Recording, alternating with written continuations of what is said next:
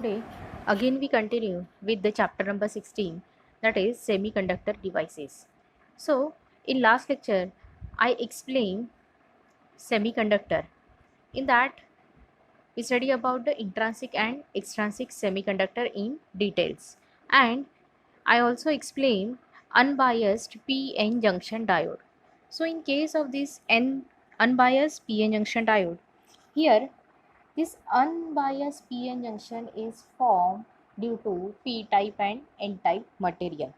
When half part of a silicon crystal is doped with trivalent impurity and half with pentavalent impurity, then it forms a PN junction diode. The border where the P region meet with N region is called PN junction. तो यहाँ पे ये जो middle वाला यहाँ पे line है, this middle line is known as the junction line and it is also known as the PN junction. The N region contains a large number of free electrons and P region contains large number of free holes. When the junction is just formed, some holes from P region and some electron from N region cross the junction and combine with electron and holes. When electrons leave N region, they create a positive ion, and when hole leave P region, they create a negative ion. तो यहाँ पे इस diagram में हम लोगों ने यहाँ पे ड्रॉ किया है कि यहाँ पे P रीजन है और N रीजन है. P region consists of holes, N region consists of electrons. When it cross the junction line, तो वहाँ पे जो सर्कल ड्रॉ किया है, circle it denotes the ion formation, यानी यहाँ पे पॉजिटिव आयन है और निगेटिव आयन है नियर द जंक्शन लाइन और नियर द जंक्शन रीजन. तो जैसे यहाँ पे चार्ज कैरियर क्रॉस हो जाएंगे तो यहाँ पे क्या होगा, the region near the junction is depleted of free charge, hence it is called depletion layer. तो डिप्लीशन लेयर एक ऐसा रीजन है, इसमें maximum number of charge carriers यहाँ पे प्रेजेंट रहेंगे और उसीलिए बोला गया उसको depletion region. The crossing of electron and holes create wall of ions which build up a potential difference across the junction, and this potential difference prevent continuous diffusion of electrons and holes across the junction, hence it is called a barrier potential. And the value of this barrier potential is 0.3, that is 0.3 volt for germanium junction and 0.7 volt for silicon junction diode. यानी अगर जो भी PN junction suppose it is made by using this silicon material, then it require a barrier potential that is the 0.7 volt, and if the semiconductor it is made by using this germanium material, then the barrier potential required is 0.3 volt. तो यहाँ पे barrier potential exist क्यों हो रहा है, because charge carrier एक reason से दूसरी जगह पे एंटर हो रहे और वहाँ पे जब ये चार्ज कैरियर ट्रैवल हो रहे, it means that some potential is develop and this potential is known as the barrier potential. तो यहाँ पे पोटेंशियल को क्यों कंसीडर किया गया है, because we know the definition of potential. Simple language में हम लोग अगर पोटेंशियल डिफरेंस का अगर ये एक डेफिनेशन देखेंगे तो हम लोग क्या बोलते हैं, difference between the two level, it is known as the potential difference. यानी जो भी लेवल है वो रहेगा एक हायर लेवल और सेकेंड रहेगा लोअर लेवल. तो यहाँ पे भी ये जो चार्ज है it move from one point to another point, इसीलिए यहाँ पे पोटेंशियल डिफरेंस एग्जिस्ट होता है. And that's why here we consider the barrier potential, it is exist for silicon and for germanium material. तो ये जो डायग्राम है इसमें हम लोगों ने नाम दिया इसको unbias P N junction diode. तो यहाँ पे ये अनबायस क्यों बोला गया है? Because it doesn't connected to any external source. अगर किसी एक्सटर्नल सोर्स से इसको कनेक्ट किया जाएगा, दैट इज़ बैटरी वगैरह या फिर पावर सप्लाई से, तब उसको हम लोग क्या बोलेंगे? Biased P N junction diode. तो अभी यहाँ पे ये जो हम लोगों ने कंसेप्ट कंसीडर किया है, उसको कंसीडर करेंगे हम लोग unbiased P N junction diode. Then ये unbiased P N junction diode होने के बाद इसी पी एन जंक्शन के, ये जो पी एन जंक्शन है, it work in a two mode. First one is p-n junction, it is work in a forward bias mode, and second one is p-n junction, it is work in a reverse bias mode. तो consider this is a diagram for forward bias p-n junction। तो यहाँ पे फिर से हम लोगों ने क्या किया है, एक क्रिस्टल कंसिडर किया है, हाफ पार्ट पे पी टाइप मटेरियल यानी ट्राइवेलेंट इम्प्यूरिटी डोप किया है, एंड देन सेकेंड हाफ पे यहाँ पे पेंटावेलेंट इम्प्यूरिटी डोप किया है। तो डोप करने के बाद फिर यहाँ पे क्या हो गया, it form a P N junction, and this p-n junction, it is connected to, suppose this p region, it is connected to the positive terminal of battery, and this n region, it is connected to the negative terminal of battery. Then we say that this p-n junction, it is work in a forward bias mode, and here this I, it denotes the conventional current, and then here we consider the electron flow, yani whenever this p-n junction, it is connected to a battery और external power supply, तो यहाँ पे ये direction रहेगा electron flow का, ठीक है। और यहाँ पे in case of this P region, here the holes are majority charge carrier and electrons are minority charge carrier, and in case of this n region, electrons are majority charge carrier and holes are minority charge carrier। तो यहाँ पे consider करेंगे when positive terminal of the external source is connected to p region and negative terminal, this one negative terminal is connected to n region, the diode is said to be forward bias. In this bias, electron from n side and holes from the p side are pushed toward the junction. Thus, the depletion region is formed, and this width of this depletion region in case of this p-n junction diode is less, and here the barrier potential value is again less। तो यहाँ पे सभी charge carrier अभी junction की तरफ क्यों जाने की कोशिश कर रहे हैं? Because this positive terminal, it is connected to the positive terminal of battery, and this n region, that is the electrons, this n region, it is connected to the negative terminal of battery. Here this positive terminal of this battery and this positive charge carrier experience a force of repulsion. That's why the charge carrier try to move toward the junction line. This line is known as the junction line। और यहाँ पे भी क्या होगा, फिर से N region में भी दिस एन रीजन के जो भी इलेक्ट्रॉन्स है, this negative charge and this negative terminal of battery, it experience a force of repulsion। That's why again this large number of electron try to move toward the p-n junction line, ठीक है, इसी की तरफ ये move होना start होते हैं। तो यहाँ पे इस जंक्शन के पास फिर क्या हो जाएगा कि एक ऐसा रीजन फॉर्म होगा कि जिसमें maximum number of charge carrier present रहेंगे, तो इसीलिए उसको बोला गया that is the depletion reason. तो ये जो डिप्लीशन रीजन है, इसका विड्थ कैसा रहेगा, यहाँ पे मिनिमम रहेगा। So we say that the depletion region width and the barrier potential, it is decreases in case of this forward bias p-n junction when EMF of the external source becomes equal to the barrier potential. Then a large number of electrons and holes cross the junction. They recombine and the large current flow through the diode. So after recombining, the electron and then leave the p region and enter the positive terminal of this EMF source, and then a constant current is set up in the diode. The forward current may be few milliampere.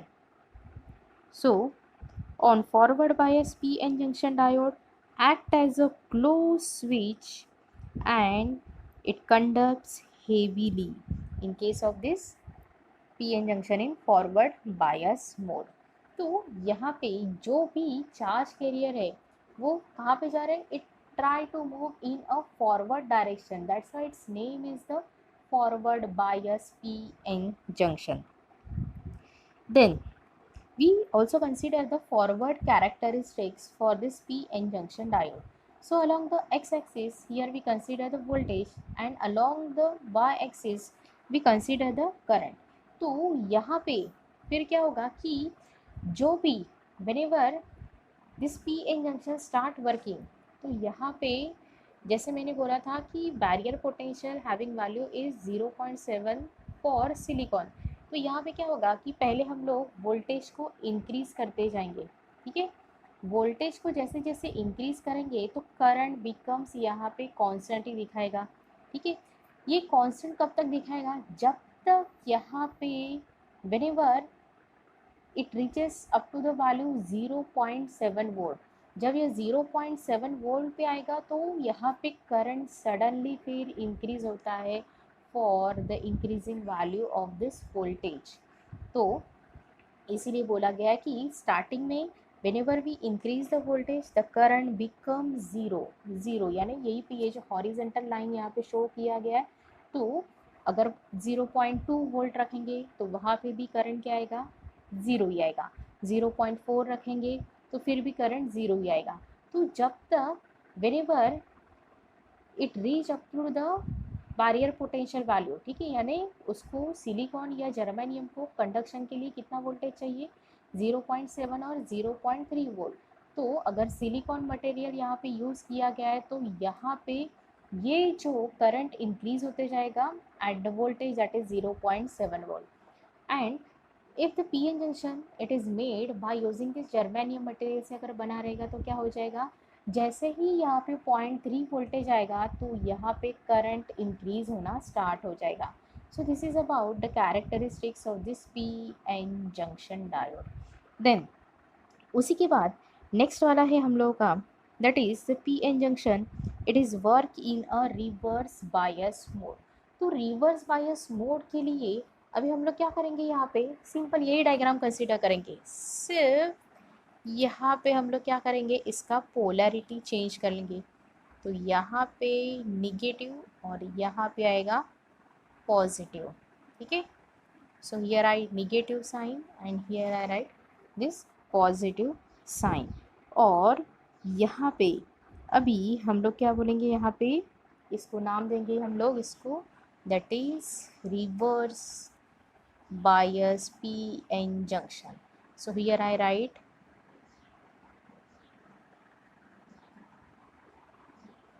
reversed biased PN junction. When P region is connected to negative terminal of EMF source and N region is connected to positive terminal of the source, the junction is said to be a reverse bias. So here in the diagram, this P type it is connected to the negative terminal and this N type it is connected to the positive terminal. Then we say that this PN junction it is work in a reverse bias mode. With reverse bias, free electrons and holes move away from the junction. तो यहाँ पे away from the junction ये move क्यों हो रहे?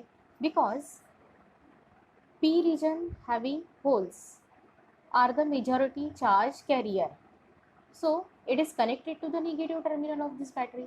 So this positive charge and this negative terminal of this battery experience a force of attraction. That's why all the charge carrier move away from the junction. So this is the junction line. तो यहाँ पे क्या हो रहा है? जो charge carrier कैसे है यहाँ पे दूर जा रहे. Then same it is for the N type region के लिए भी.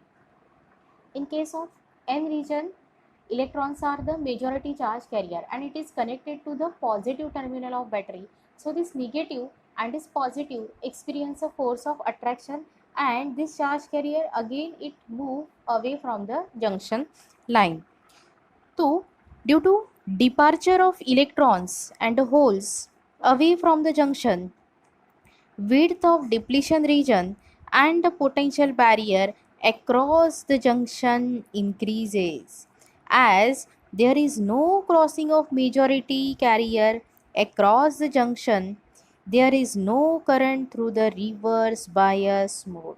तो यहाँ पे क्या हो रहा है, जो भी मेजॉरिटी चार्ज कैरियर है ये इस जंक्शन लाइन को क्रॉस कर रही, क्या नहीं कर रहे, तो रिमेनिंग अभी क्या हो रहा है यहाँ पे सिर्फ कि बाद में फिर रिमेनिंग रहेगा यहाँ पे सिर्फ माइनॉरिटी चार्ज कैरियर। तो जो भी जंक्शन लाइन को क्रॉस करेंगे वो रहेंगे वहाँ पे माइनॉरिटी चार्ज कैरियर।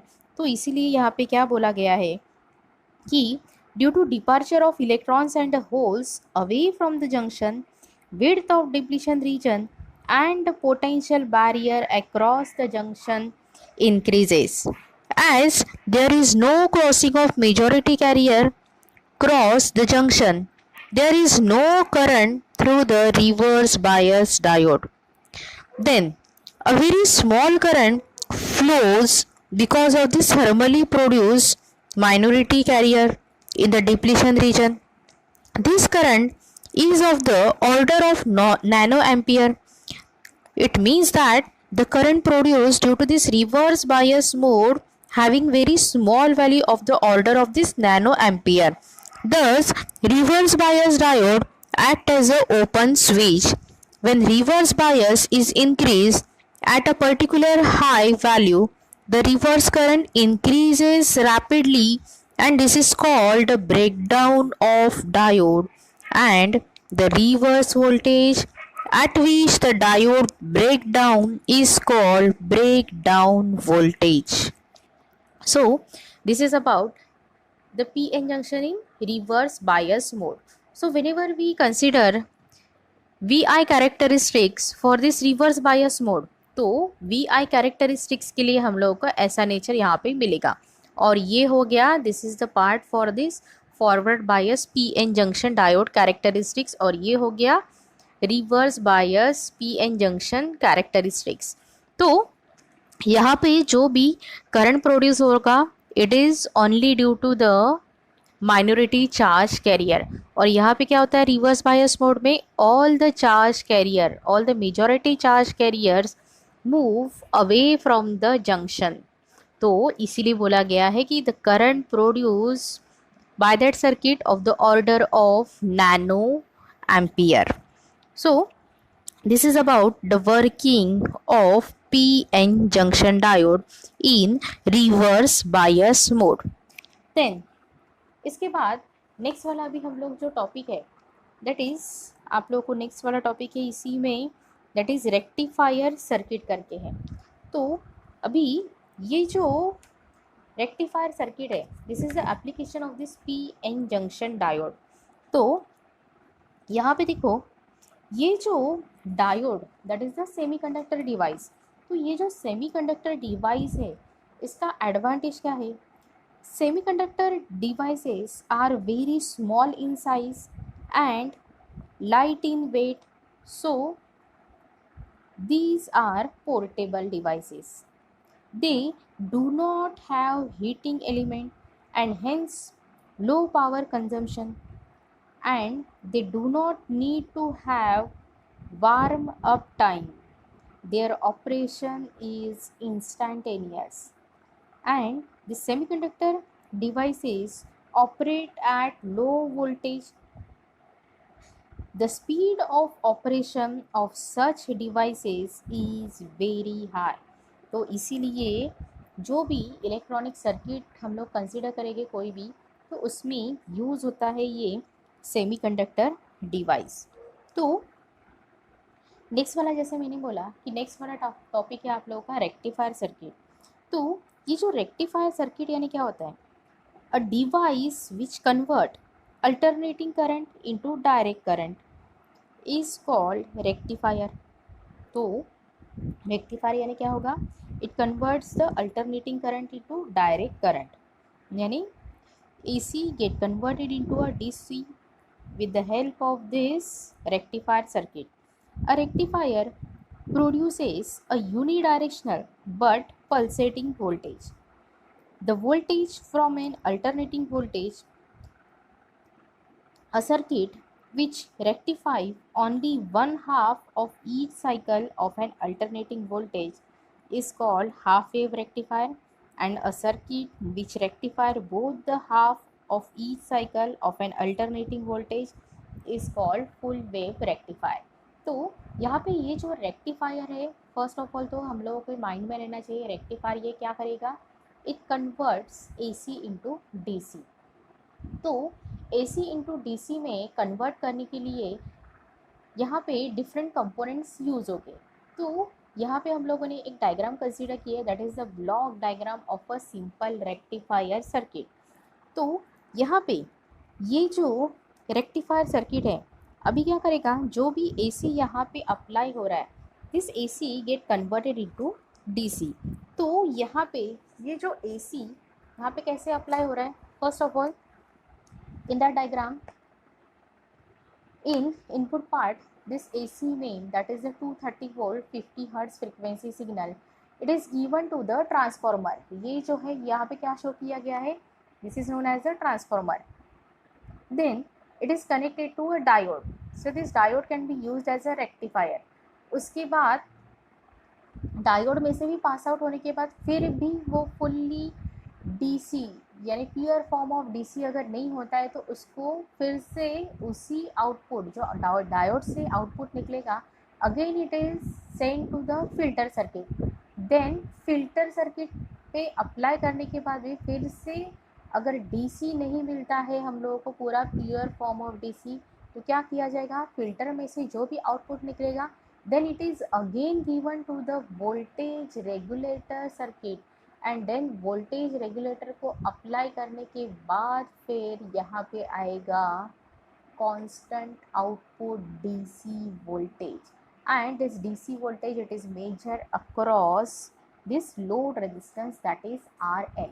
तो लास्ट में वहाँ पे हम लोगों ने एक रेजिस्टेंस का जो सिंबल ड्रॉ किया है, this is nothing but a load. तो यहाँ पे हम लोग क्या कंसीडर करेंगे, so first of all we consider the working of this block diagram.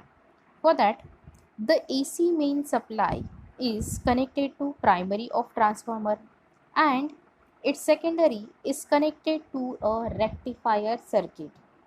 Then the AC voltage shown as a sinusoidal wave from the secondary of transformer shows as wave is converted into a DC voltage by a diode rectifier. This is shown as a pulsating wave. The output of the rectifier contains some AC component called ripple. It is shown at the output of this rectifier.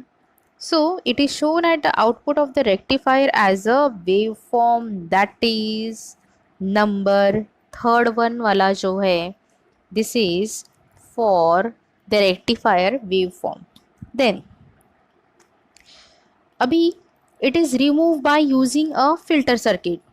The output of the filter circuit is almost a pure DC। तो लेकिन फिर भी उसमें भी कुछ variations यहाँ पे है, तो इसीलिए फिर क्या किया गया है, then again it is sended to the regulator circuit. Then the voltage regulator circuit is connected after a filter which produce a wave form as shown by the last one है। यहाँ पे हम लोगों ने जो block diagram of simple rectifier circuit जो consider किया है, इसी में हम लोगों ने छोटे छोटे वेव फॉर्म्स यहाँ पे ड्रॉ किए हैं। तो जो भी वेव फॉर्म यहाँ पे ड्रॉ किया है, तो उसमें से क्या पता चल रहा है कि यहाँ पे हम लोगों ने this is the wave form for input, और वो क्या है, आउटपुट ऑफ दिस ट्रांसफॉर्मर। उसके बाद डायोड के लिए जो भी मिलेगा वो थर्ड वाला, this is for the diode wave form, and then filter circuit के लिए वो फोर्थ वाला, एंड जो लास्ट वन है that is the voltage regulator से जो भी आउटपुट निकलेगा वो कैसा रहेगा, it is in the form of constant output DC voltage, इसीलिए वहाँ पे स्ट्रेट लाइन करके शो किया गया है। तो यहाँ पे हम लोग क्या कर रहे हैं कि आउटपुट जो मिल रहा है, आउटपुट हम लोग को चाहिए डीसी में, लेकिन डीसी कैसा चाहिए, continuously and pure form of DC चाहिए। तो इसीलिए यहाँ पे डिफरेंट डिफरेंट सर्किट यूज़ किए गए, that is the rectifier circuit, then filter, and then बाद में यूज़ हो रहा है यहाँ पे voltage regulator circuit. So this is about the block diagram of a simple rectifier circuit. Now, rectifier circuit having two types. First one is the half wave rectifier circuit and second one is the full wave rectifier circuit. So, first of all, why we use this rectifier circuit? This rectifier circuit having some advantages. So, in that, first of all, it allow us to step up or step down the AC input voltage as per requirement of the circuit. तो अगर हम लोगों को circuit में जो भी अगर maximum voltage चाहिए, ठीक है, तो यहाँ पे फिर यूज़ होगा transformer that is step up transformer. और अगर हम लोगों को लो वोल्टेज चाहिए तो हम लोग क्या करेंगे, यूज़ करेंगे यहाँ पे, हम लोग यूज़ करेंगे स्टेप डाउन ट्रांसफार्मर। तो इसीलिए यहाँ पे बोला गया है it allow us to step up और step down the AC input voltage as per requirement of the circuit, and it isolate the rectifier circuit from main supply to reduce the risk of electric shock. तो यहाँ पे ये जो transformer है वो directly isolate किया गया है रेक्टिफायर सर्किट से, इसीलिए जो भी शॉक लगने के चांसेस है वो अवॉइड किए जा सकते हैं। So here it isolate the rectifier circuit from the main supply to reduce the risk of electric shock. Then here I draw the circuit diagram for this half wave rectifier circuit. In this half wave rectifier circuit, first of all, this is the sign for AC input signal. This AC having value is 230 volt and 50 hertz frequency signal. It is given to the primary of the transformer.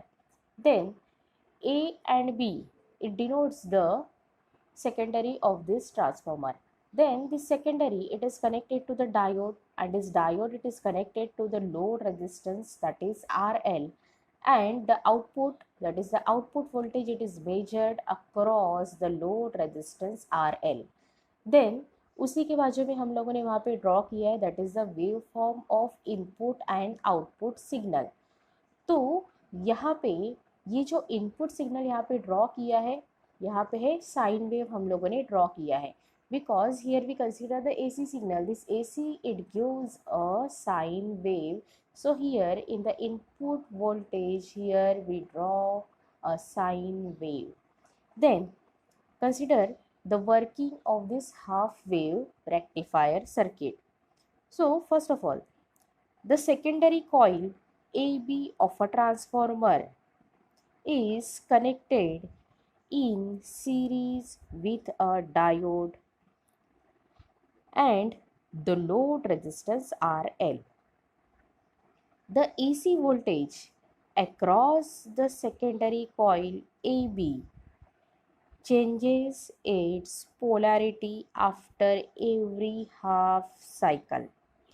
तो यहाँ पे जो AC voltage across the secondary जो भी आ रहा है, that is across this point A and B, तो A and B का polarity after every half cycle में यहाँ पे चेंज होगा। तो फर्स्ट इसमें हम लोग कंसीडर करेंगे कि ये जो A है, this A will become positive और ये जो B क्या हो जाएगा, ये निगेटिव। तो whenever this A is positive, so here we consider when A is positive, then the cycle begin. The voltage at point A is at higher potential with respect to that point B. Therefore, the diode is forward bias and it conducts and the current flow through the circuit. तो जब ये point first cycle में point A क्या हो जाएगा, positive हो जाएगा, और ये जो पॉइंट बी क्या हो जाएगा, इट बिकम्स नेगेटिव.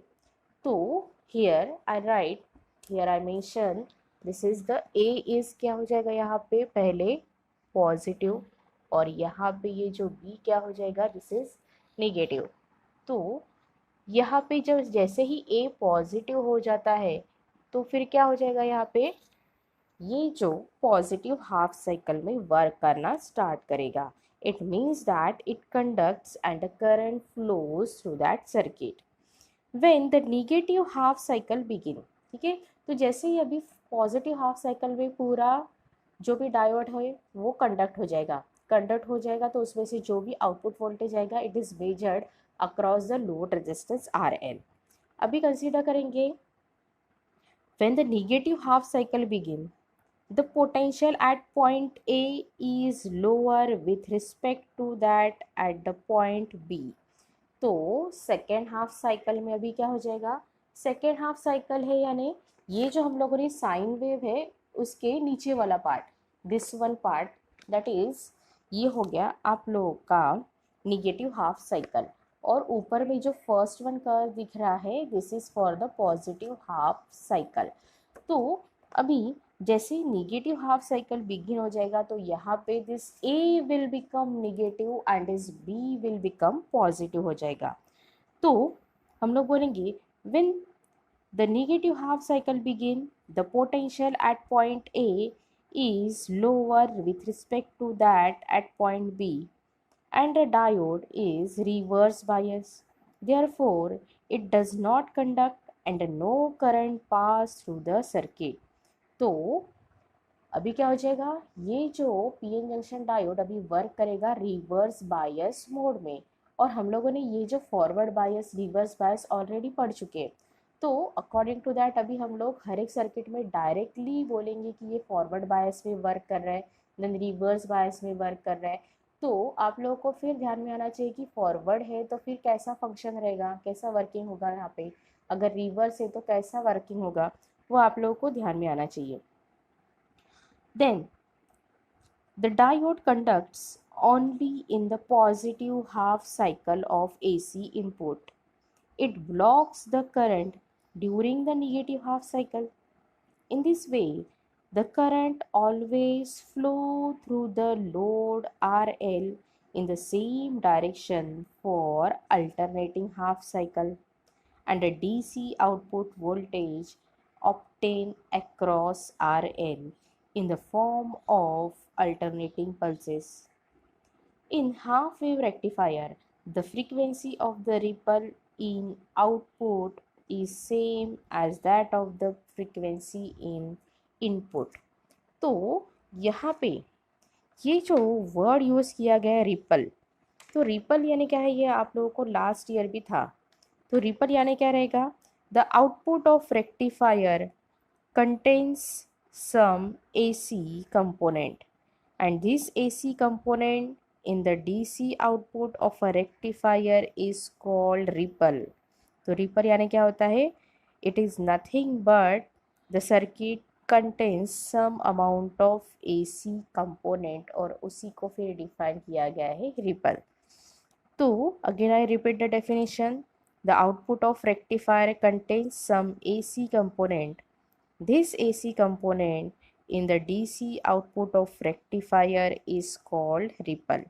तो इसी रिपल को फिर अवॉइड करने के लिए ही फिर नेक्स्ट यूज़ होता है that is the filter circuit.